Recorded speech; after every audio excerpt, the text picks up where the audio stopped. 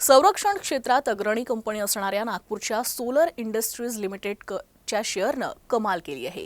गेल्या एका वर्षात कंपनीच्या शेअरमध्ये जवळपास तिपटीनं वाढ झाली आहे। गुरुवारी कंपनीचा शेअर इंडेक्स 10,114 वर बंद झाला।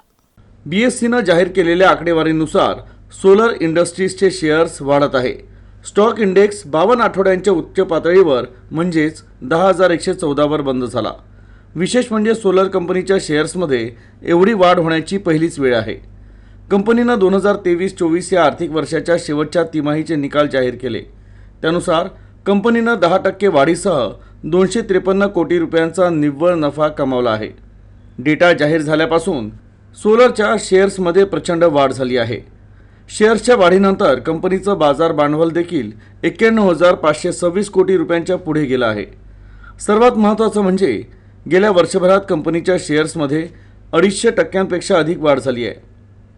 24 मे 2023 रोजी कंपनीच्या एका शेअर्सची किंमत 3,795 रुपये होती, जी 23 मे 2024 रोजी 10,361 रुपये झाली। 1995 मध्ये सत्यनारायण नुवाल यांनी सोलर इंडस्ट्रीज लिमिटेडची स्थापना केली होती। सत्यनारायण नुवाल आणि त्यांच्या कुटुंबाचा कंपनीत 74% हिस्सा आहे।